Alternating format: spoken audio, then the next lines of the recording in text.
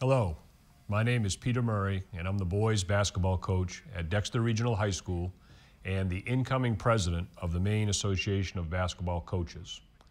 The MABC, in conjunction with the Maine Principals Association and the Maine Basketball Commission, is again proud to bring you this rules interpretation video.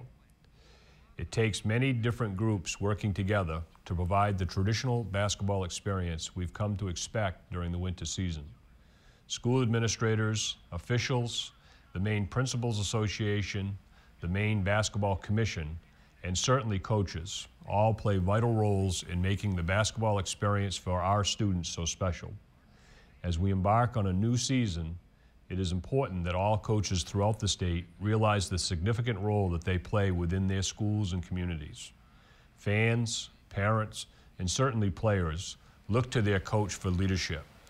As coaches, we must accept this responsibility and make sure that we do our part to provide a positive, memorable experience for everyone involved. Remember, working together, we can make this season one that we can all be proud of. I would encourage you to visit our association's website at mabc1.org to learn more about what your professional association has to offer you. Don't just be a member, be an active member. Best of luck this season. I hope you all enjoy being part of Maine's tradition-rich basketball experience. On behalf of the MPA Basketball Committee, the MPA Basketball Commission, welcome to the beginning of the 2014-15 schoolboy and schoolgirl basketball season. Again this year, the input from the states throughout the nation and the NFHS, it is seen that the high school game of basketball and its rules are in very good order. As a result, there are very few rule changes. The changes for this season are as follows. Team apparel, arm, leg sleeves, and tights. Anything worn on the arm and or leg is a sleeve, except a knee brace, and shall meet the color restrictions. The sleeves, tights shall be black, white, beige, or the predominant color of the uniform, and the same color sleeves and tights shall be worn by each teammate. A slide showing the team members' apparel. Arm, knee, and lower leg sleeves and tights are permissible this year without any medical reason, as long as they meet the rules book specifications. And we can see here that the tights in the first slide are legal, they're white. The arm sleeve is legal and it's white. In this next slide, the first slide, the player is dressed illegally, as there's a yellow arm sleeve and a red leg sleeve on the left. On the right, both players are legal and both players match up. Moving on to intentional foul. The intentional foul rule has not changed. This truly is more of a point of emphasis. An intentional foul includes excessive contact with an opponent while the ball is live or until an airborne shooter returns to the floor. This foul, as depicted in the slide here, could occur anywhere on the floor. It isn't just about the ball handler and the defensive person, but any time a foul is intentionally committed or excessive contact by any player should be ruled as an intentional foul. Depicted here are two examples easily seen. Excessive contact committed by any player should be ruled as an intentional foul. On a free throw, players in the lane spaces are allowed to enter the lane space upon the release of the ball by the free thrower. This is a major change. All other players behind the free throw line extended and the three-point line, including the free thrower, are required to wait, as in the past, until the free throw touches the ring or the backboard, or the free throw has ended before entering the lane. The free throw provisions as depicted in this slide. The first slide on the left, the play is legal. The second, the ball is still in the hand of the free thrower, and the free throw lane line player has already broken the free throw lane line playing, so that would be illegal. In the third one, everyone is playing legal. Now the ball's released, they may enter. Contact. This is labeled new, but it's really not a new rule. It's following pretty much, not for that reason, but the NCAA rule that has been in place the last 2 seasons. The following acts constitute a foul when committed against a ball handler, dribbler, or for that matter, any other player. Placing 2 hands, front and back of hand, on the player is a foul. Placing an extended arm bar, a forearm that is away from the body, on the dribbler or any other player is a foul. Placing and keeping a hand on the dribbler or any other player is a foul. Contacting the player more than once with the same hand or alternating hands is a foul. And as we see in these depictions, a personal foul must be ruled when the illegal contact occurs on a player holding or dribbling the ball, a post player, or a person away from the play. Those are the changes. Now, as per usual, we have some points of emphasis for the season. The first one has to do with the announcer's responsibility. You may recall that last year the announcer made the rules book for the first time, but there's further concern around the nation. The announcer shall be prohibited from making an announcement while the clock is running, while the clock is stopped and the ball is live, such as during a free throw, a throw-in, etc. Doing so could potentially affect communication between coaches and players or be disconcerting. The announcer is allowed to announce basic information that does not potentially affect the play in general, the players, the coaches, or the officials. The announcer's information is not official information and could be misinformation shared with all. This point of emphasis is primarily for the athletic administrators, the athletic directors. The announcer may announce such things as the player who scored, the player charged with a foul, the player attempting a free throw, the team granted a timeout, the length of a timeout, 30 or 60 seconds, players entering the game, and the team rosters.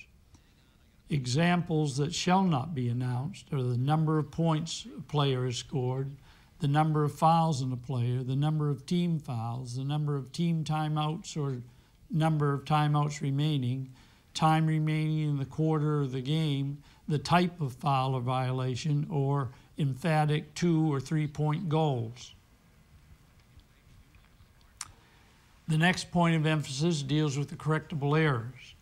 Officials may correct an error if the rule is inadvertently set aside and results in failure to award a merited free throw, awarding an unmerited free throw, permitting a wrong player to attempt a free throw, attempting a free throw at the wrong basket, or erroneously counting or canceling a score. A head coach may go to the scorer and timers table to address these. Front court and backcourt status, the ball and the player, another point of emphasis. The status of the ball, when considering whether it is in the front court or backcourt, is determined by the location of the object or person that the ball last touched in bounds, be it a player, official, or the playing court, as long as there is team control in bounds. The location of a player is determined by where the player is touching the floor, or, in the case of the airborne player, where the player was last in contact with the floor. When an airborne player gains possession of the ball during a throw-in or a jump ball, the player is considered to have no status as related to front court or back court. If he or she, and only that player, returns to the floor possessing the ball, the location where he or she lands will determine the location of the player and the ball. Front court and back court status as depicted. Until a player gains control of the ball during a throw-in or a jump ball, there is no front court or back court status. When possession is gained, location of the player determines front court or back court status of the ball. The ball is considered to remain in the backcourt when a player is dribbling the ball until both of that player's feet, as well as the ball, has been in contact with the front court. It is depicted here, a clarified example of a backcourt violation. We see the ball has reached the front court, but it bounces off black number 3 and goes backcourt to a black teammate, and that is a ball that has gone from front court to back court and is a violation. If in one, the player with her pivot foot, the right foot in the back court, can pivot the left foot into the front court and then back to the back court without it being a violation.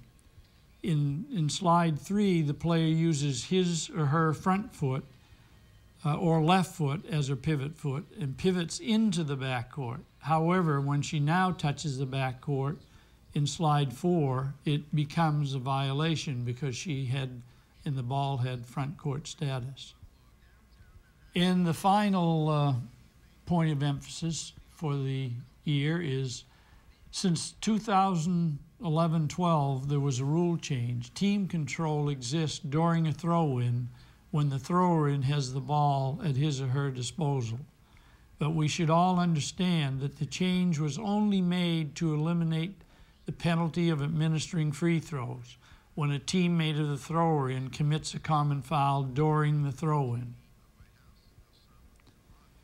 A team is in control of the ball when the ball is at the disposal of the player for the throw-in.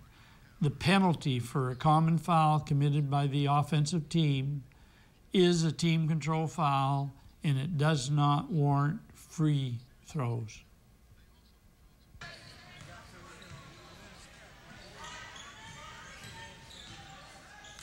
Look at a video.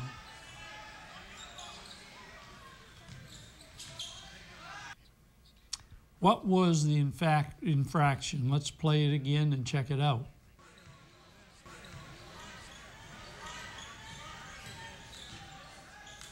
Look at a video.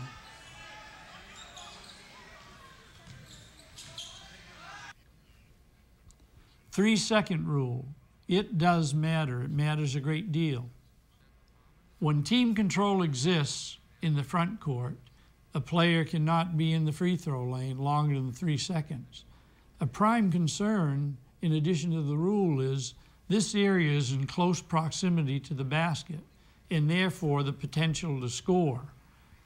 It matters a great deal to the defensive player especially. Notice number 31 in the dark jersey. Think about how this affects the defender as you view the video. In the lane, moves up top, still in the lane, still in the lane, still in the lane, moves across the lane. This is asking a great deal of the defender. The player's in there about 7 seconds. It should have been a 3-second violation. Guarding and block or charge.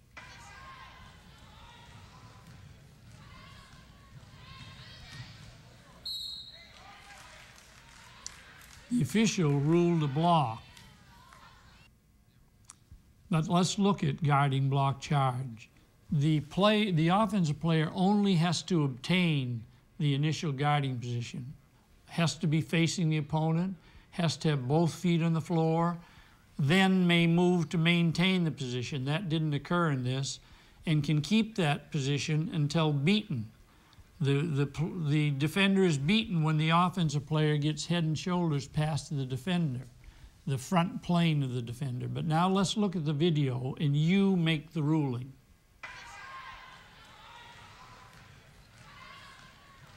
Offensive player, the defensive player obtained position. It should have been a player control foul. The official had a misruling on this. Moving to a dribbling video that we get questions about.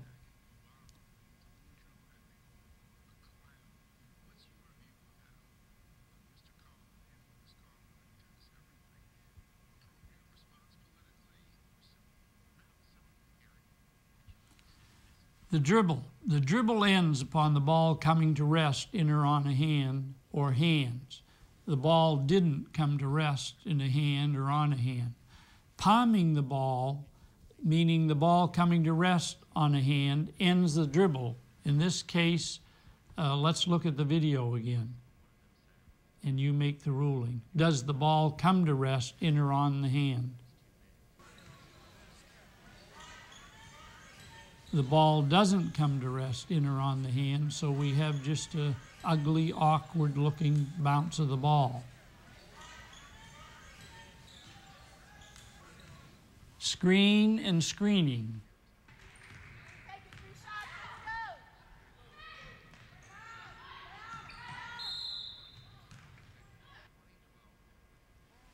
Screen and screening. When there's a stationary opponent within the vision of the screener may take a position anywhere short of contact. When the opponent is moving, the screener must allow up to and including 2 steps.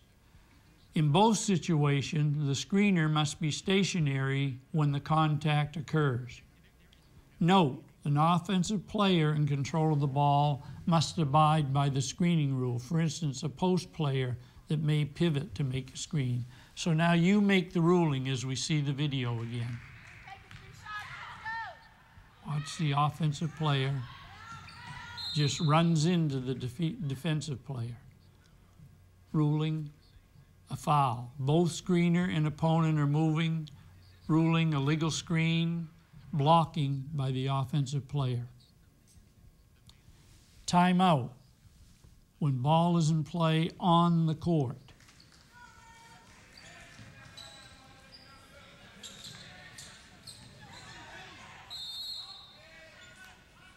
Where is the ball? What happened? Timeout. When the ball is in play on the court, requests may be made by a head coach or a player. The official must then assess the situation prior to granting the timeout. There must be player control, that is dribbling or holding the ball in a hand or hands. Let's look at the play again. You make the ruling.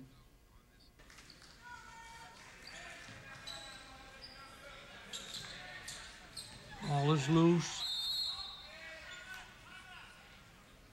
Official granted the timeout.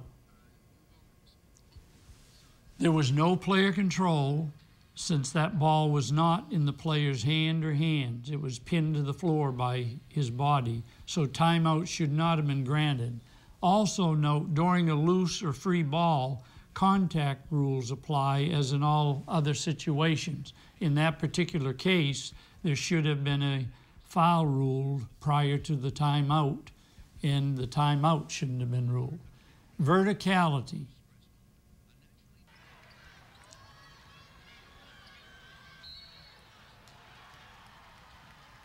The official ruled the foul on the defense. Each player is entitled to his or her vertical space, airborne or not. Verticality applies to both the defensive and offensive players. Let's look at the video again and you make the ruling. Note, illegal contact that occurs at the free throw line prior to this try for goal had 2 hands on an opponent. See right there. Now we have an offensive player jumping into the defensive player. Should have been a player control foul on the offensive player. Let's look at it again.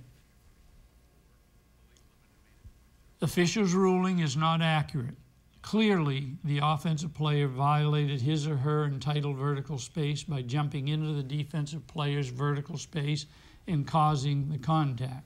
The correct ruling should have been player control foul and no goal.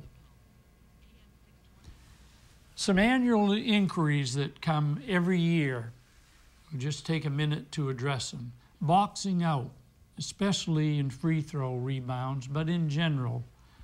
Boxing out is the player placing him or herself between the player and the potential rebound. Boxing out does not include contacting, backing into the opponent, or and in turn the opponent pushing or leaning on the person boxing out. Closely guarded. Closely guarded requires the defender to be within 6 feet.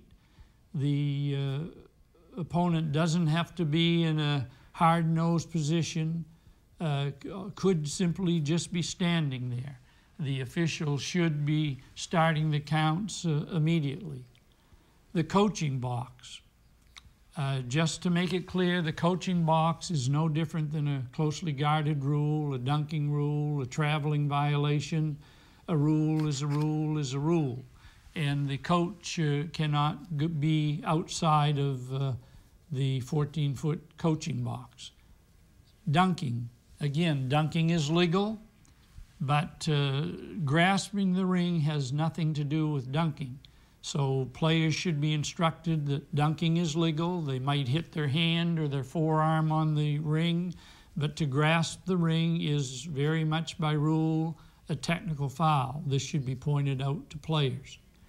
Intervals of time for coach's information. Only the head coach may stand. An interval of time is during an injury, during a disqualification, or during a delay of game. No one else may be up off the bench. Kicking. Again, kicking must be an intentional act. A ball that strikes a foot or a foot that strikes a ball because it's moving and just playing defense is not kicking. Kicking must be an intentional act. And traveling when momentum is involved, sliding on the floor. Conceivably, a player could build up so much momentum, he or she might even roll over because they have no control over stopping themselves with momentum involved. When momentum ceases, then we could have a traveling violation. And one that's not listed that just came across the desk a day or two ago was warnings.